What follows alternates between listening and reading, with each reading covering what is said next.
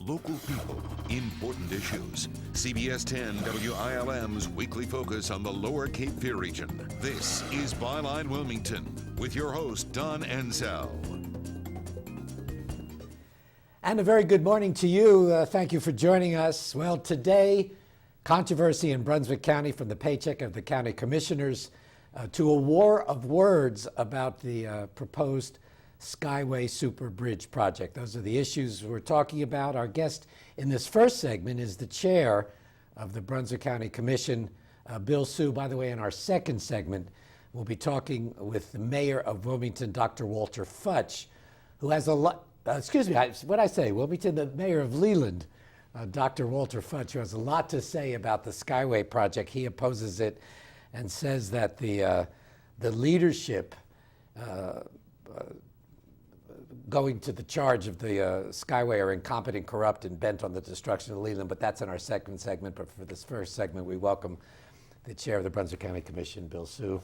Mr. Chairman, thank you for being here this morning. And thank you for inviting me, Don. Let's start off with that controversial issue that arose about the reimbursement policy for the county commissioners. And for our viewers who may not be familiar with what went down, there was a reimbursement policy where the county commissioners were collecting $50 for each activity, like attending meetings, talking with constituents, going to functions, and the like.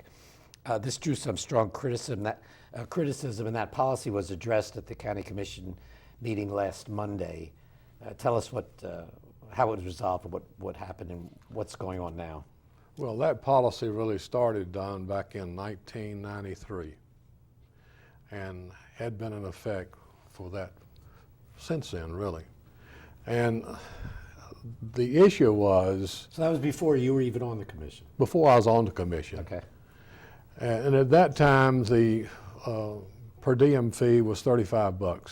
And I don't remember exactly what the salary fee was. Now, when you say per diem, is that... That's per meeting. Per meeting, and that the interpretation of meeting was pretty broad? Was pretty broad. It was left to the discretion of the commissioner. And there was quite a bit of public criticism when that came to light. There's a lot of new people living in Brunswick County who don't know how the county operates. Do you think it was justified? Well, I think possibly some of it was justified as a result of inexperience and also on what you define as a meeting. And as many people as you talk to, that's how many different definitions you'll get of a meeting. You know, down at the local level, wherever you go, you're always meeting constituents. Wherever you go, the drugstore, wherever you happen to stop, and they've got problems and they stop you. But I've been there now 16 years, and I don't remember ever charging for a telephone call or for a funeral or anything like that. You didn't, but one county commissioner took home roughly 2.5 times their annual salary. If you can call it a salary, it's really a stipend because it's not, you all don't get paid a lot of money. Your thoughts on that? Well, I think it was inexperience.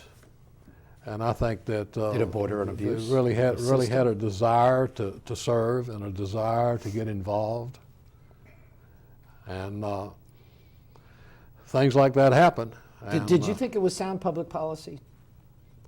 If good judgment is used in meetings, I have many meetings that I never charge for, and that commissioner I talked about. Marty Cook, who took home 2.5 times his salary, commented that if you did away with this additional pay, it could discourage commissioners from carrying out some of the public duties that people expect of their elected officials. Do you agree with that? No, I don't agree with that. Because people don't run to make, so they can charge the county for... No. To begin with, we surveyed all the counties with similarities to ours, and I think it was about 21, 22 counties. And we had our manager and our finance officer make a survey. And as many different counties that you have, almost as many different practices that were practiced. And I think we found maybe 2 that had a written practice in those 20.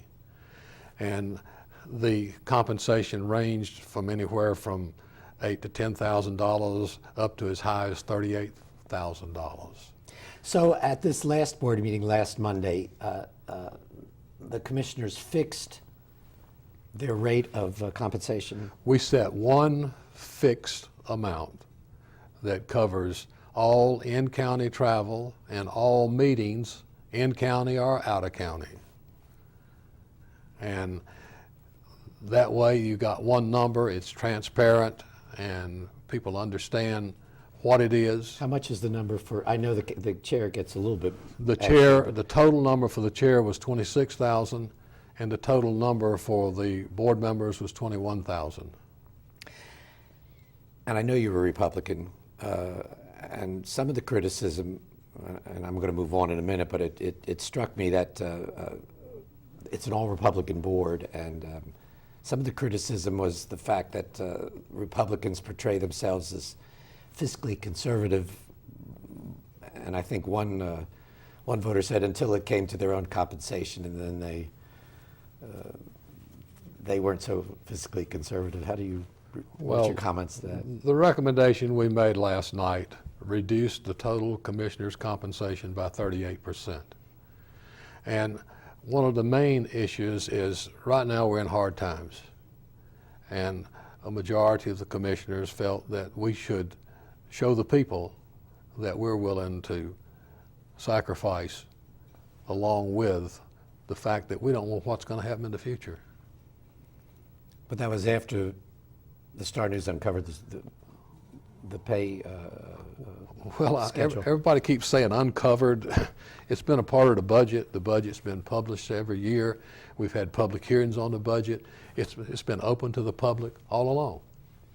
It was nothing hidden. When something's going on for 18 years. The policy of paying per meeting was, that's discussed in the budget? That's part of the budget, yes. It's part of the dollar figure, but do people know where that came from? We discuss each section of that when we go through the budget Okay. in our budget workshops.